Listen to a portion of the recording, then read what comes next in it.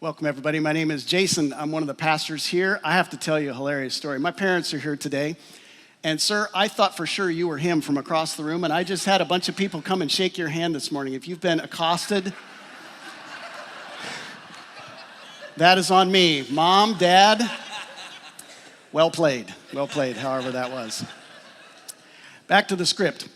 Florence Chadwick was a good swimmer, a very, very good swimmer. Started swimming as a young girl and quickly accelerated in her ability to swim long distances. Like some of you people do ultra marathons.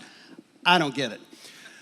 But she just decided she was going to get better at this distance swimming thing, and she began to push the boundaries of that and became the first woman to ever swim the English Channel both directions. Think about that. Those of you who have traveled the channel through there recognize what a feat that was. At age 34, she decided she was going to swim from Catalina Island, just off the California coast, 26 miles to the California coast. Now, I can't drive 26 miles without having to pull over and take a nap or go to the bathroom or something. Swimming 26 miles is a feat.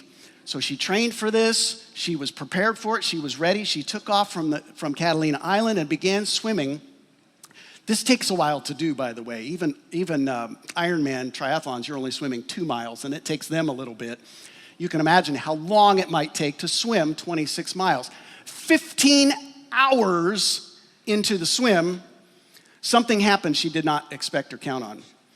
There was a fog that set in. Now, I've never swam out in open water like that, and I've heard there's sharks and probably some jellyfish and some other things that you necessarily wouldn't want to feel on your way. And there was a companion boat. This is back in 1952, so no GPS yet, no, depth finders, all that kind of thing. Just people in a boat beside her, encouraging her on, cheering her on. But this fog set in. Now, this is a seasoned swimmer. This is not somebody who just woke up one morning and said, I think I'll try swimming 26 miles. She was prepared for this. But as the fog set in and she was taking stroke after stroke, she began to become disoriented, lost her way a little bit. And with that disorientation, a whole other set of emotions began to crop up. She began to become discouraged. And try as they might, the people in the boat were encouraging her, shouting, come on, Florence, you can do this, you can do this. At one point, Florence just came up short. And she said, you got to pull me out. I don't think I can do this. And you can imagine the frustration. You've trained for this. You've prepared for this so well. And as they pulled her out of the boat and she began to towel off, she recognized and realized, because she could hear voices in the distance, she was only a half a mile from shore. A half a mile. Even the best of us sometimes want to throw in the towel. And I don't know if that's where you're at today. We've been talking a lot this month about the power of encouragement, how we need people in our corner like Florence had the people in the boat to encourage her on, to spar her on. We talked about the weight of our words, how important it is to choose our words very carefully and to spend our best energy lifting other people up as opposed to tearing them down. We talked last week about Caleb and the ability to encourage other people, even if it means you're in the minority, because God can use your problems to accomplish his purposes in your life. Today, we're going to finish this story with Caleb's companion, a story of Joseph, as we look not just at the strength that people need to start something. That's always very impressive when somebody can get a lot of people around, some new idea, some crowd fund, whatever, and really get some energy going. I'm more interested as I get older in seeing the folks who have the fortitude to finish. What does that look like? To run a good race, to be married 50, 60, 70 years sometimes. I meet folks in the hospital and at the deathbed who have stayed the course that long in their life. The Christian life is supposed to be no less. The things that we're learning and that we're working on today, even if we don't have them all perfect, we're supposed to be able to do for the rest of our lives. It's not like we pour in on 6 months worth and go, oh man, that was really tough. Glad I don't have to do that again. No, our job is to finish well. And that requires something different of us that we're going to look at today. Hebrews 10, I want to point you to this scripture as we begin this. The writer says, do not throw away your confidence. It will be richly rewarded. You need to, it would be nice. You need to persevere. so that when you have done the will of God, you will receive what he has promised. You need to persevere. Perseverance is not a flashy message. It's not one that just is like, yay, because it involves a lot of very simple, step-by-step, day at a time, routine, ordinary walking. And if we don't watch it, that walking can become wearisome. And when the fog sets in, and I don't know what your fog is today, maybe it's a financial fog, maybe it's a relationship fog, maybe it's family fog, maybe it's a job fog, maybe it's just life right now, mental health, physical health, you just can't do people right now. Whatever your fog is, it's very hard to keep swimming in those times. But God calls us to persevere. You need to persevere. How do we do that? How do we do that in the midst of whatever it is that you're facing today? Well, we want to look at a story in the book of Joshua. So last week we were in the book of Numbers talking about Caleb and the spies who went out into the promised land.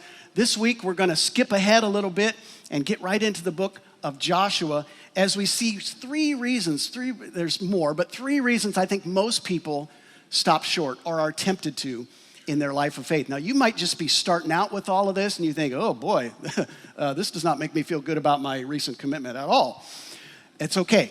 That's why we get together, because I need it just as every bit as much as you do. People who have been further along in the journey who can show me what it's supposed to look like, and then I, in turn, can pick that up and show people who are behind me what this is supposed to look like. Joshua is one of those people. If you need a person from the Bible to latch onto who got this, Joshua is your guy. But three reasons I think we pull up short sometimes in our life or are tempted to. The first one is our perspective is obstructed. Let's dive into Joshua chapter 6. You can look at it on your phone. If you brought a Bible, I'll have it up on the screen any way you like. Here we go. Joshua chapter 6. Now the gates of Jericho were securely barred because of the Israelites. This is God's people. No one went out and no one came in. And the Lord said to Joshua, see, I have delivered Jericho into your hands, along with its kings and its fighting men. March around the city once with all the armed men. Do this for 6 days. Have 7 priests carry trumpets of ram's horns in front of the ark. On the 7th day, march around the city 7 times with the priests blowing the trumpets. When you hear them, sound a long blast on the trumpets. Can we practice that? Everybody. Decent. We've got work to do, though. Have the whole army give a loud shout. Better, okay. Then the wall of the city will collapse and the army will go up, everyone straight in. Here's the interesting thing, if you didn't notice it there in that passage, is that God was speaking in present tense about something that hadn't even happened yet. Did you see that? I have delivered Jericho into your hands. And Joshua's sitting there going, really? Because all I see is still walls and a city intact. What do you do when what you see isn't anything like what God says? Think about your situation right now, the thing that feels insurmountable. We talked a little bit about this last week with giants who feel like, oh man, there's no way in this world we're going to be able to surpass this. What God is saying, because of his promise, because of his name, because of his purposes and his way of doing things, he says, I've already given it to you because I can see what you cannot yet see. Will you trust me? That gets tough because we want to see results. We want to see the thing before we take the steps. And God says, that's not how I work, because if that's how it worked, what would be the role of faith? You wouldn't need it. You wouldn't need to trust me if you could always just see what was happening all of the time. But think about it this way too. The passage says that the walls of Jericho were high, but the gates were locked. And if you read back a couple chapters, Joshua 1, 2, 3, 4, 5, they send a couple spies into Jericho, and Jewish tradition says one of those spies was Caleb, who was up for it. We talked about his spirit last week, that different kind of spirit. Wouldn't surprise me at all if he was one of the ones who went to scout out. And what they heard when they went into Jericho was that the people were scared of the Israelites, petrified of them. That's why the gates were locked. Nobody went out. Nobody came in. God had put fear in their hearts. We fear, folks, the enemy way too much. Way too much. We are intimidated by the things we don't yet know way too much. Fear is so easy to latch onto when we don't know how the story ends. We have the benefit in the Bible of sort of knowing, oh, okay, well, it all worked out okay, but they didn't. And God was already declaring victory in their circumstance. Can you find a place in your heart to believe God, to take him at his word, when God says, I have a promise for you, I am giving you this. You haven't seen it yet, but I have. Wait, is this thing on? Hello? Anybody? Just checking. Because if it doesn't matter, we should quit. Okay? This is why we're here. Your faith in God has to count for something in the middle of whatever it is you're facing. When the walls are still high, when the gates are locked, when the problem seems impenetrable, can God be trusted? I can't answer that for you. I got to ask it for myself all of the time. The things that I face, it's way too easy to just go, oh man, it's not, and to begin to become discouraged. God calls us to something that has not happened yet because he's already there. He's already won the victory. He's already delivered on his promise. He speaks in past tense about current battles. And this got me thinking about something. You know why it's so important for us to latch onto God's word? To come together and sing songs like we did this morning about God's truth, to get his word living inside of us in our hearts and our minds so that when we come into those spaces where we're not sure what to do, we recognize that God's word turns walls into windows. He takes care of the obstacles so that we can see with a different set of eyes. The Bible calls it spiritual eyes, the eyes of faith. We see things and the rest of the world would go, oh man, you're nuts to keep continuing in that. Why in the world would you keep serving those people? They don't appreciate you at all. Why would you keep praying for those people? They're not going to change. Why would you keep doing this? Nobody really is listening to you. Why would you keep doing that? All of these things that we think, oh man, when we come in and we worship and God speaks directly to us, or we read, we're in the habit of getting into his word, we spend time in fellowship talking with other believers, and we gain that kind of insight and that encouragement, God's word turns those walls into windows. And we have a different perspective. We have God's perspective, and it encourages us to take another step, to keep moving forward, to not give up, to not become discouraged, to not lose heart. Second reason I think that people tend to stop short or are tempted to is that our progress isn't obvious. We talked about this a little bit already. Let's look at a couple verses on further in Joshua chapter 6, Joshua 6:6. So Joshua called the priests and said to them, take up the Ark of the Covenant. If you've seen Raiders of the Lost Ark, that's the thing they're talking about. And Ark of the Covenant of the Lord, and have 7 priests carry the trumpets in front of it. And he ordered the army, so this is the army out marching, advance. March around the city with an armed guard going ahead of the Ark of the Lord. Let's keep reading. But Joshua had commanded the army, do not give a war cry, do not raise your voices, do not say a word until the day I tell you to shout. Then shout. Okay, getting better. So he had the Ark of the Lord carried around the city, circling it once. Let's jump ahead. There we go. Then the army returned to the camp and spent the night there. So on the second day, they marched around the city once and returned to the camp. They did this for 6 days. Anybody notice how pointless that seems? This is not tried and true battle strategy. This is not how you fight battles. This is not how you win battles, by just walking. But when I think about it, these soldiers, now you got to remember too, a whole generation of Israel had died off. This was why they had to roam in the desert for 40 years. So the people who messed up back when Caleb was trying to convince them that this was theirs for the taking, the punishment then was that they had to wander in the wilderness for 40 years, and that whole generation died off. So there's a new generation coming in who didn't have firsthand experience of this. And they grew up in a brand new culture where they had heard about past victories, but also past failures. And the learning that had to take place every morning as they sat down to their bowl of manna and quail, and lunch of manna and quail, and dinner of manna and quail, and breakfast the next day of manna and quail. You see where I'm going with this? 40 years. These soldiers had something different inside them when it came time to march on Jericho. They had prep. And if you read too, a little sideline, they all had to get circumcised before they did this. Ouch. Talk about insult to injury. They were ready. They were ready. I believe, apart from the circumcision part, faith is developed in the walking. That's where you learn. Not in the high mountaintop moments, but in the, what's for breakfast this morning, Mom? Man and quail. Okay, God, thank you for giving us breakfast. Well, here we go. Mom, what's for lunch?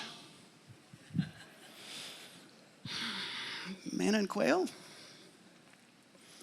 God, thanks for lunch.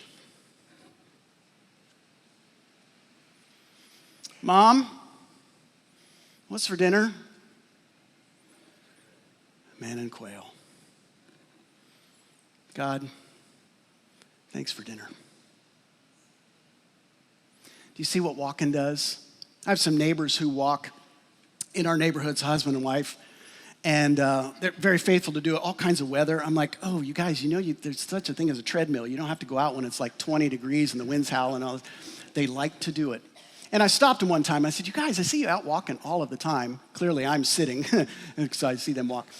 I said, that's very inspiring. What are you doing? They said, oh, we're not just walking the neighborhood. We're walking through Ireland right now. I said, what? No, you're not. What are you guys on?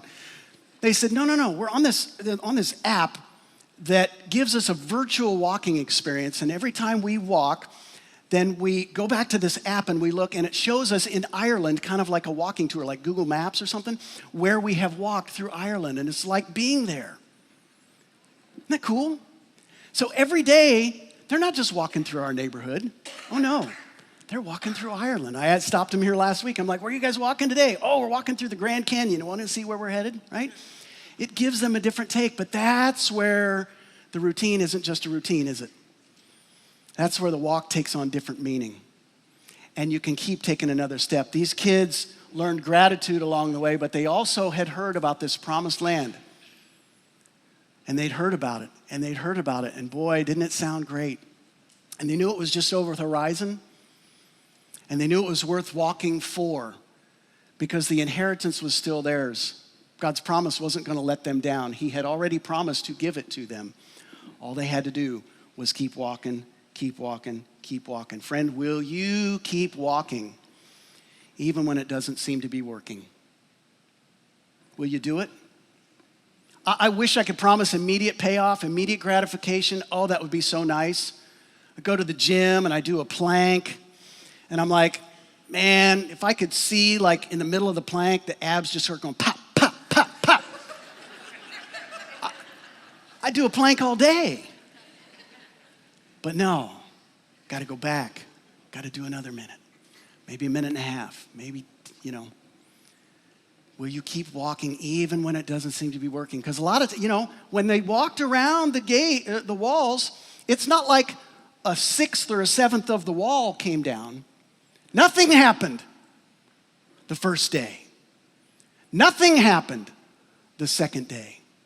Nothing happened the third day, the fourth day, the fifth day, the sixth day. Some of you feel like you're in that fifth and sixth day. You have been sweating it out for decades.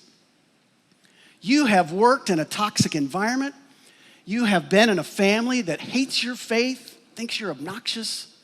You have been serving people and serving people and serving people. And if you're honest, you wake up every now and again and you feel the drain. You're starting to resent it a little bit. That health battle that just doesn't seem to be moving forward. You get a little angry, maybe even at God. God, I've been walking and walking and walking. But that's where your faith gets worked out, folks. And I'm right in there with you. I'm right in there with you. Pastor Stephen Furtick has a quote. I borrowed a lot of the points from today from a sermon he gave that has this very same title. You can YouTube it. He does a way better job and shouts a whole lot more than I do. He says, we get so consumed by the battle, we want God to win for us. We don't realize the most important battle is the one he wants to win in us. Ooh, ouch. God, change my circumstance. God, change my circumstance. What if the prayer was, God, change my heart in the middle of the circumstance? That I would have the fortitude, the passion, the humility, the courage to just keep walking and give me a different perspective on what may seem ordinary to me, that maybe it is a walk toward and through the promised land, that I can enjoy and experience God's presence in my life regardless of what else is going on, because God is doing a work in me and God is doing a work in you. Third point, and we'll wrap it up. Sometimes people pull up short. I've pulled up short because the process is open-ended. It's open-ended. Let's go back into some of these verses and pick up some of the points I left off here. Joshua called the priests and said to them, take up the ark of the covenant of the Lord and have the priests carry trumpets in front of it. And he ordered the army, advance, march around the city with an armed guard going ahead of the ark of the Lord. But Joshua, listen here, Joshua commanded the army, do not give a war cry, do not raise your voices, do not say a word until the day I tell you to shout, then shout. There we go. Now we're on board. I have a young Marine in my house now. He is dead set on joining the military right after high school. And I'm proud of him that he wants to do that. I did not serve in the military, so I'm learning a ton from him. He just, every day, he's like this fact machine that just keeps spitting out information. I'm like, But I'm watching him as he gets involved in this program. And I'm watching the things that they're training and teaching, like shining your boots. Kid will sit, he can't clean his room, save his life, but he'll sit down and polish those boots till he has carpal tunnel. And we iron his uniform. And he walks around, this is the best one, he walks around the house like this. Sorry, son, I'm totally embarrassing you right now, but he'll walk around and just around the house, it's just becoming a part of who he is. It's interesting to me in this passage that what God told Joshua, Joshua didn't necessarily tell all of the soldiers. All he said to do was go walk. Go walk. And then the next day, he said, go walk. Oh, and by the way, don't say anything. Nothing until I tell you to do it. I don't know everything about soldiers, but you know what I do know about soldiers is they don't get paid to ask a lot of questions. They get paid to do what? Follow orders. Joshua was with this army for a very long time and had trained them as he had been trained to follow orders. We talk about being the children of God, the family of God. God loves us. Of course, all of those things are true. But I tell you what, when you're a soldier, love is loyalty. Love is loyalty. It's staying with it even when you don't understand, even when it gets hard. There's a trust there that says my commanding officer is doing this not just for my good, but for the good of the whole unit. We are in this together. And so because you say so, even though I don't understand the process, I don't even know when this is I don't know how many days we're gonna do this. We've already been walking for 40 years. Who's to say we're not gonna have to do this for a couple months? But because you say so, I'm gonna walk. I'm gonna walk. And I will keep my mouth shut, and I will keep my thoughts to myself. And some days it will be hard, and that's okay, because you know what? I am a soldier, and that's the promised land, that's my objective, and even if it's the simplest thing is putting one foot right in front of the other. These guys were prepared to do battle, and all God said to do was walk. Isn't that funny? You want God to do the big things in your life, will you be willing enough to do the little things first? Oh, God, take care of this financial problem. Devotions? God, I really want you to move in the hearts of my family. Church every week? God, I want you to help me be a better husband, be a better wife. Small group? God, I want you to move in my workplace and help me be a better witness. Small groups? Serving? We want God to do of course we want God to do the big things. Every time I'm in a hospital room where it is heavy and they say, Pastor, pray for a miracle. Of course I pray for a miracle. Wouldn't that be cool? I was in a room a couple weeks ago with a dead person. And they said, we got to leave the room. Can you stay with our loved one so we can go out and have a good cry? And I'm sitting there with this dead person for like a half hour. And I had a passing thought, it'd be pretty cool, Lord, if you just got this person up. I wouldn't take any credit for that at all. Didn't happen, unfortunately. But you know what I think God was teaching me in that moment? What if I didn't? Will you stay? Will you stay? Even if I don't do the big thing, will you stay? And I did. I stayed with that family for 8 hours that night. And the person was 4. Okay? Now, you got your hard stuff too. That's mine. Just letting you in, okay? Nobody calls from the hospital to say, everything just fine. Just want to let you know. But you got your stuff too. Things that I couldn't imagine. God's saying, will you simply walk and trust and stay with me? See, obedience is your job. It's my job. The outcome is God's job. Yes? We don't force his hand. We don't say, oh, if I do this, then you have to do that. Nope. We take it a step at a time. I went to school near Indianapolis, Indiana, and if you've ever been there, or even if you haven't, it is worth the trip to go to the Indianapolis Motor Speedway in Speedway, Indiana. There are more people that show up for that race than live in the city of Speedway. It is a massive, massive track, 2.5 miles around. I went to the Brickyard 400 one time and sat in the boxes. The sound of one car is a little bit like the jets we heard at the air show here the last couple days. It's just deafening. And to imagine a whole racetrack full of these, you can just imagine the intensity as millions of people show up to run this race. Now, if you're not big into motor car racing, NASCAR, IndyCar, whatever, they have different flags that mean different things because, as you can imagine, in that kind of noise, nobody's going to be shouting, hey, you got 4 more laps to go. Hey, no. So they use flags as the drivers are driving past at 180 plus miles an hour to see what's going on. And there's a special flag that they use for the last lap. It's a white flag, and they wave it vigorously so that everybody sees that it's time. Whatever you're going to do, get it done. Get it done. And they raise that flag, and then the race is on. Here's the deal, folks. You don't know when that last lap is.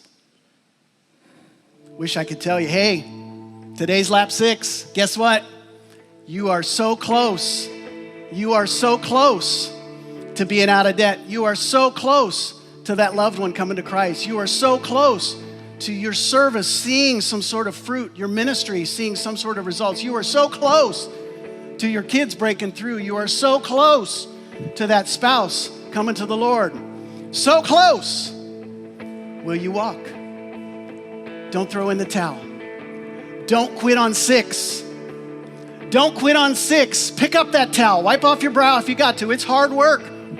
I know it is. I'm there too. Lord, how long? How long am I going to have to do this? God says, don't quit. Don't quit.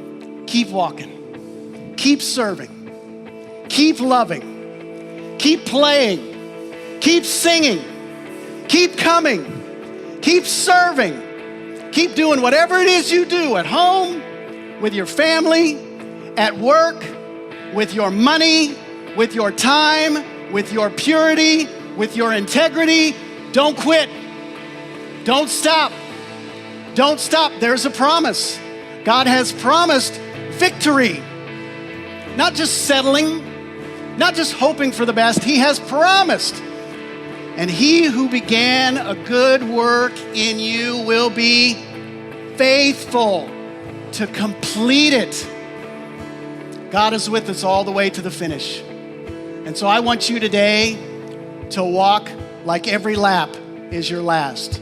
I don't want you thinking about yesterday. Yesterday's over. There's nothing we can do about it. I don't want you thinking about tomorrow. We're not there yet. I want you to treat today. Today, this is your homework. I want you to treat today as if it was your last lap. What are you going to do differently? Who are you going to talk to? What error are you going to clear with that loved one? What decisions are you going to make different so that you keep walking? So that you keep walking. So that one day, when it is your last lap, you can shout in victory with no regrets, with nothing but celebration and joy in your heart, knowing that it's God, not you, that's brought you every step of the way. Can you do it? I want you to stand. We're going to sing our response this morning. Yes. Yes.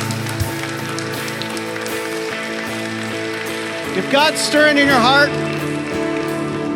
we recognize that as we stand, God's promise still stands. We're going to sing about that. If God's stirring in your heart, I want you to text the number we're going to see up on the screen here. We just want to send you some encouragement through some videos that we push out every week. Hopefully that, okay, well, some of you know it by heart anyways. If you don't know it, ask a friend. There it is. Text that number. We'll send you some encouragement this week. We want to keep walking together. That's the point of the exercise, folks. It's not in vain. It's not in vain. Text that. Let's sing just now, and we'll be done. All right.